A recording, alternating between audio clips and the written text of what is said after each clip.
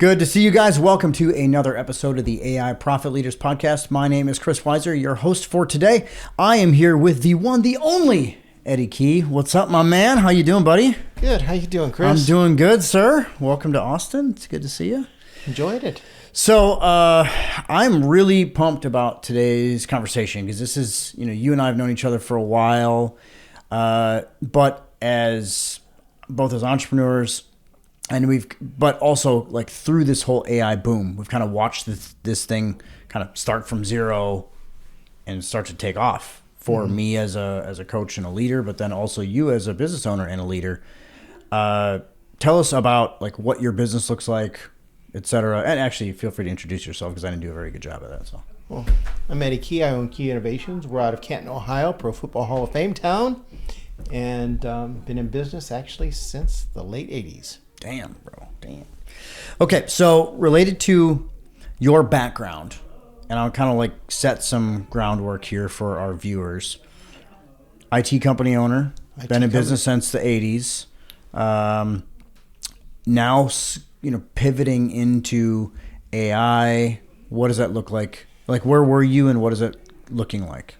AI has become very pivotal in my business to the point that our management endpoint management and stuff is going to go away. We're going to be concentrating 100% on AI as it goes. So you're going to actually shut down the IT side? Is that your goal? We're going to diminish it out. Okay. Right now I've got somebody contracted to do a lot of the work for me, but it's also, I see more value and more profit in AI consulting and AI product. Yeah, okay.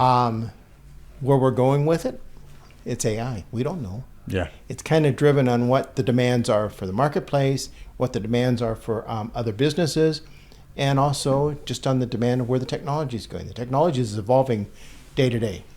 Yeah. We don't know where it's going to go. We don't know the safeguards. We don't know the guardrails.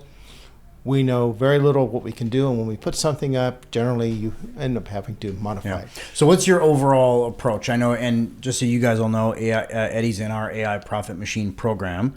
So are you following our viewpoint, which is leading with strategy? Are you following that exclusively? Yes. Or are you adding other things to it? What does that look like? We're leading with strategy. We're leading with, become to business advisement.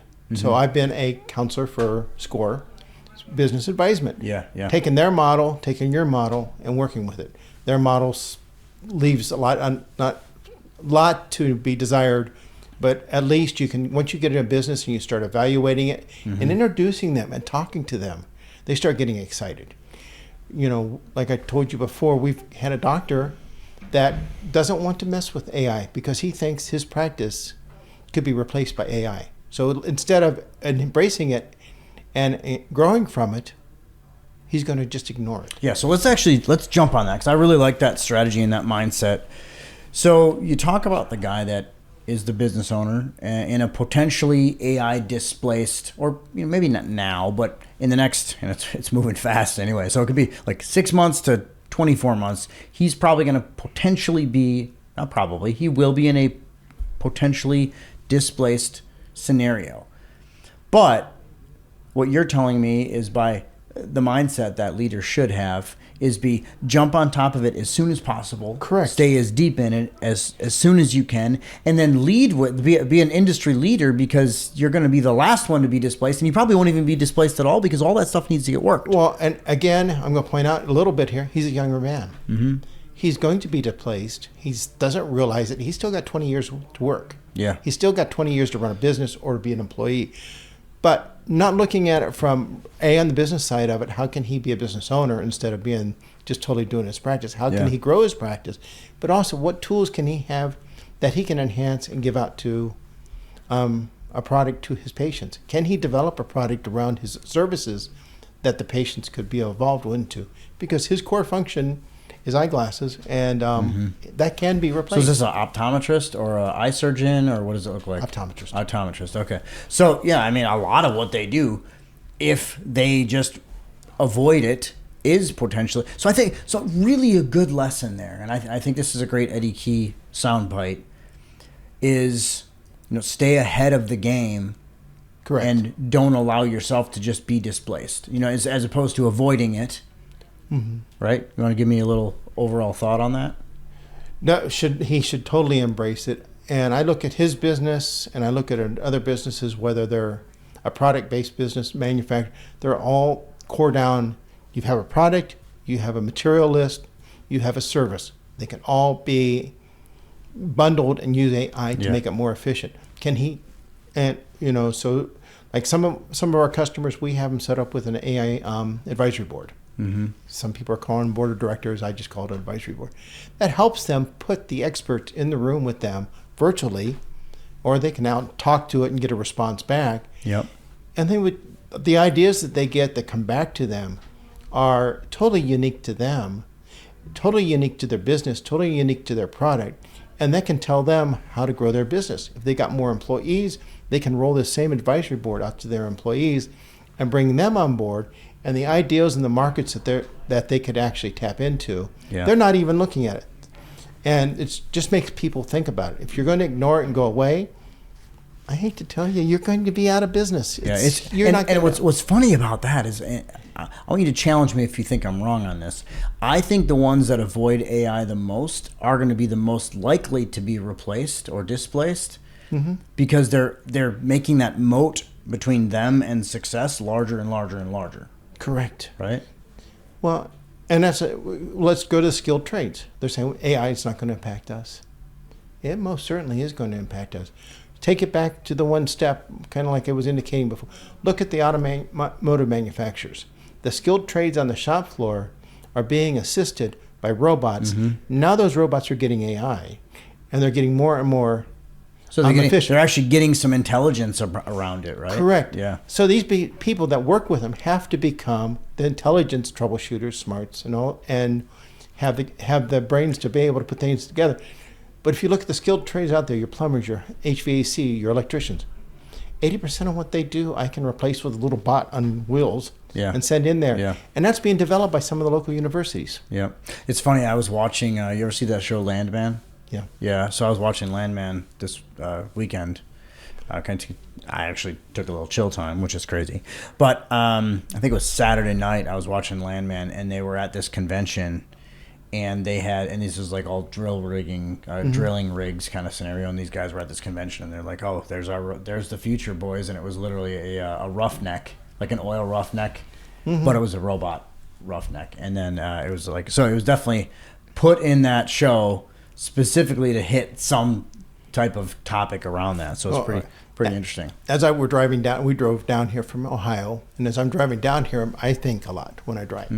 And I was thinking, I could just take a pivotal robot arm, get it mounted on a set of Caterpillar treads, and send it out onto a construction site to do whatever I needed to. For the most part, I would 100% agree with that. Maybe I should patent that, and it's son of a gun, somebody's already beat me to it. There's patents out there for that. Yeah, and I think it's interesting because there's not a whole lot of original ideas, and I think you've been around me for long enough now that that I talk about execution and speed, and you've done really well in the last. When did you open your agency, your AI agency side?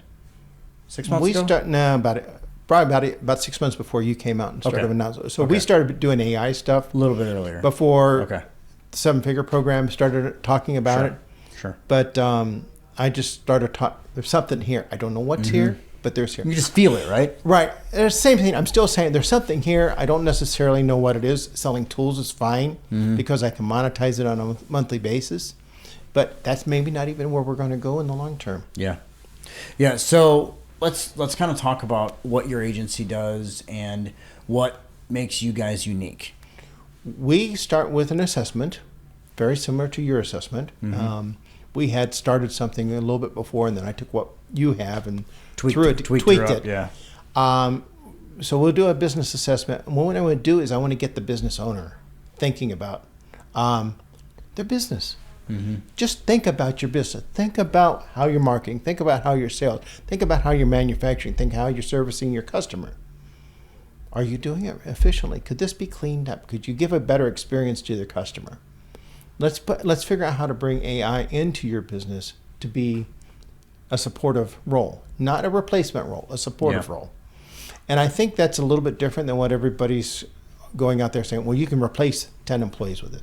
I don't necessarily agree with replacing employees because I think you need the intelligence of that employee to be augmented with the AI. So I think you just brought up a really, really important point, because I had this is my third recording today, and all three guests so far have talked about the buzz is all around AI displacement and AI replacement, but in reality, all three of you had very similar sentiments that AI should superpower or augment, like you just said, the talent.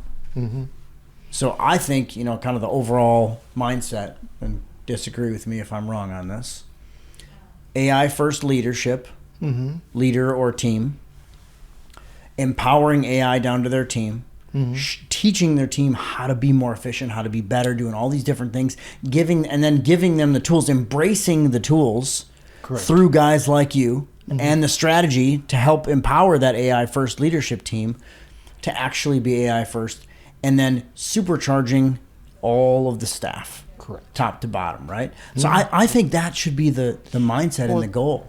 To me, that is, but I don't think everybody's necessarily embracing it that way. I wonder how much of that has to do with excess employee bloat. Because one of the things that, you and I have known this for a long time, we've seen this. What has leaders been told to do for years? It's master the strategy, delegate the execution, delegate. And the challenge with delegation is you can only delegate so much without burning individual people out. So what a lot of times they do is will hire VAs from overseas, offshore, and then they'll give them a single task. Well, that becomes a displacement scenario that probably should be done, but you're not superpowering that. You wouldn't superpower that person in real life either. Correct. I see a very similarity on a lot of this happening. You were in the IT business back when the desktop computers and everything showed up. Oh yeah. Everybody got a word processor on their desk. Yep. Every cubicle person got, one. So what did they get rid of? They got rid of the secretarial staff, typewriter staff, and all that. So then they made the engineer and the technician and the salesperson all do their own memos. Yep.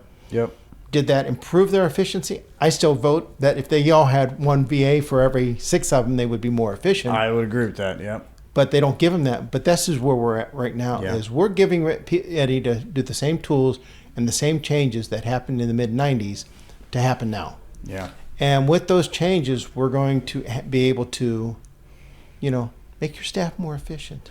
Well, and you start to think about what you just said there.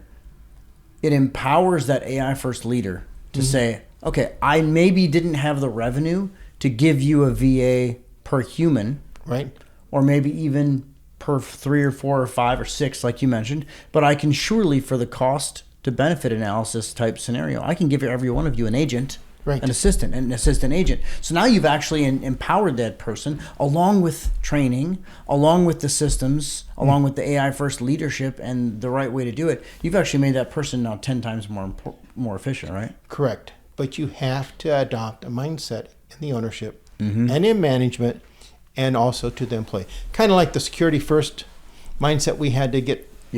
We had to get adopted from the top down, otherwise it just doesn't take. Yeah, it's the same exact thing. It's the same exact thing. So as you improve with the customers and the customers start to understand, they will adapt this. It's an education process with them.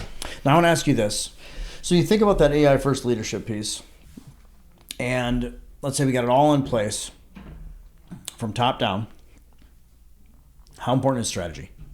And having a game plan, because they could just roll in and say, okay, I'm going to be AI first, I'm going to do all this stuff, but then you got a guy, especially let's just take Chris for example, me. I like to tinker. I definitely like to play with the AI tools. What does that look like? How important is strategy? That's probably your most important asset. Top down strategy. So actually, like saying we are going to have a plan. You mentioned guardrails earlier. You have to have. I mean, the business owner is no more than just a manager of your ball team.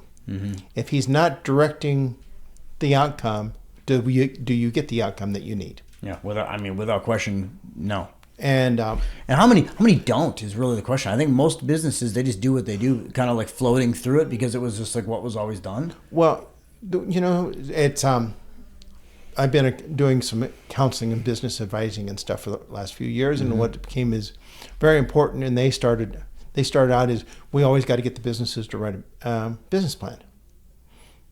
And it's really come out thing is the businesses don't grow with a business plan. Yeah. They grow with all the other plans, the sales plan, the marketing plan, the manufacturing plan. Let's start with those and then build the business plan. Then the businesses grow.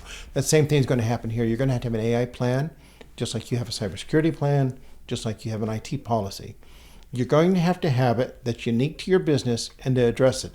And that's where I can come in, is guide you through that. I can't create your business plan or your AI plan for you. Yeah. But I can guide you to do that. It's one thing. I was talking to somebody this week in the MSP IT space, and he basically said to me that I don't really care and I don't want to do all this stuff. Like, I just want to kind of sit back and collect checks. I'm like, well, your machine above that is broken, man. Like, as much as you want to sit back and collect checks, you have to put all this effort into doing it. And it kind of made me start to think, like, how many people they want it, but you can't, like, you as a consultant, and this is where I'm going with this whole thing, me as a business coach, you as a consultant, you can't want success for their business more than they do. Correct. Right? I can't want you to succeed with AI more than you want to succeed. And I think where we're going to run into, and this is actually a point I want to really make that I think you can even use, there's no easy button in any of this stuff. And they're not going to just magically make you're not going to like, oh, that was easy, and they magically like make all AI work for their business and double their revenue. And it takes full investment from the top down with a strategy and a plan. Correct. Right? And in a lot of ways, this is no other than putting in any other business system, line of business software. Mm-hmm. You put your ERP system in there to run your business. But understand, you got to plan it. But you got to have the guidance. I know, but here's the challenge, and I 100% agree with that. Here's the challenge with this versus that. You didn't necessarily have to be an ERP first business leader. Now, you could have that mindset, but then other consulting firms would come in and roll the thing out for you, and you kind of was like, okay, we are ERP. But in all reality, the leader didn't have to be mindset for, versus that's really pivoting a little bit now, right? And I kind of will disagree with you on that, because if the business owner didn't have the mindset for an ERP system or an MRP system, the business those systems never succeeded. They never. So I guess ultimately it's the same. They never achieved the savings. They never achieved the efficiencies that those systems. And the project was a failure then, probably. It might just sort of work. Yeah. And that's the same thing that's going to happen with AI. Is it's going to be like any other IT system. If it's not adopted from the top and really enthusiastically embraced, it's not going to be. Well, and I think we're seeing, like, right now, we're sitting here in 2026, we're seeing like 85% of AI projects are failing. Why would you see that? Do you think it's the same problem? Do you think it's different stuff, or same problem? Just mindset. So they just don't have mindset and strategy. You've got to have mindset and strategy. You have to have follow through. Yeah. So if you put something in there and it's going to take 6 months to a year to implement, business owners get bored with that. Yeah. But and they want to see ROI like. Right. Fast. But again, if you're doing something like that, and that's why I read a 12-month contract minimum on this, is if you don't put expectations on the business owner, here's how it's going to be. Yeah. You're not going to be success. If you want it, you're going to have to want it. Now, what do you do in a scenario? One of the challenges that exists in the IT MSP space is MSPs don't have a lot of plan, and they don't have things rolling out as they acquire clients and all this stuff. And they often take clients that they shouldn't be taking because the clients are not bought into security. They're just doing it because they do it. So how do we approach that with the AI stuff? Because are you saying no to clients? Are you saying it has to be this way? Or how are you potentially alleviating or eliminating that problem? Right now, because I'm doing primarily the sales of it, I do have a sales rep handling it, and Sam knows exactly what I expect out of a customer. I say no. If I don't think you're going to adapt it and want to work with me, you're not a good fit. Yeah, so you're doing what you should be doing in that scenario. But we did that with cyber. We did that with IT consulting. So it's... Look at how much of that has to come from here, meaning you. Right. Right. That has to come from inside. And right. And I mean, that generates, so we'll talk about a salesman. Well, he said all revenue is good. And I said, no, all revenue is not good. Right revenue is good. Well, profitable revenue with the right mindset. You know, for years you've been around us here, and we talked about the get out of bed number and all these different things. Like it's got to be not only the get out of bed number, but it's got to be the get out of bed mindset. Now, I think is really, really key. Yeah. Okay. We only got a few minutes left here. Anything else you want to cover today? What's your thoughts? I just think it's a brave new world that we're embracing in. I mean, we're going to have technology change dramatically over the next few years. Look back in November of, 23, that ChatGPT was released. Yep. And everybody was this is the greatest thing in the world, and how it evolved. And first they said, well, it's giving us bad information. People have adopted and learned that, yes, you have to be the filter. You have to be the understanding. You have to be the brains behind the AI. You have to be the brains behind your business. We could be the best business advisors in the world, but if you're not the brain behind your business, it's not going to matter. It doesn't matter. Yeah. So got to be like CEO led, AI first mindset. Correct. All the way down to that team, all the way down to the leadership, and then all the way down to the team. And this, the AI marketplace is definitely CEO driven, more so than anything else that we've done. Really? Yes. Wow. So you actually see the CEOs fully saying, "I want to be a part of this," and I'm if coming it's to not the the CEO doesn't want to be part of it and involved, it's not going to succeed. Yeah. CFO thinks, it's a good idea. CFO would bring you in for cyber, and they'd also bring you in for cost savings in AI, which Yes. is, I think, that's a red flag, right? Would you agree with that? well, you're going to say you will save money with AI. It's common sense says But that. my point is, if their exclusive reason to use AI is we're going to cut workforce and we're going to cut cost, and They're going to fail. They're going to fail, right? Yeah, I think if there's anything that came out of this podcast right now, man, that's it. Yes. It's if you're leading with we're going to save money by cutting costs attitude related to AI, it's not going to succeed. No. Long term, you'll save money. But again, it's not going to succeed. But you also, I'm just going to say, you may open up markets with AI that you never dreamt of. Yeah. 100%. You may come up with suppliers that you never dreamt of. That's absolutely going to happen. I alluded during my talk on stage back in the fall. Drapery manufacturer found out he could buy from the material manufacturer and over in Europe that he couldn't buy from anywhere else, and his costs reduced just with AI questions and coming back with it. We've had there's been many cases like that you find out about even from other people. This is a crazy world. Yeah. Well, I'm excited about it. I think it's a hell of a lot of fun. We're doing a lot of great things. Love having you here, man. It's good to see you. Well, thank you. Been on our stages multiple times now. Been here. First time on this podcast, but we'll have you again, buddy. We got a couple days here in Austin. Welcome. Have fun. And everybody, Eddie Kee from Kee Innovations, based in Canton, Ohio, the NFL Hall of Fame city. I love it, man. I've never actually been to Canton. I've been all over Ohio and out there. So one day you'll have to come over to Canton. Yeah, we'll do that for sure. All right, guys, appreciate you being here with us today. Eddie Kee, go kill it, guys. We'll see you later. Thank you. Thank you, Chris, for having me. Bye-bye.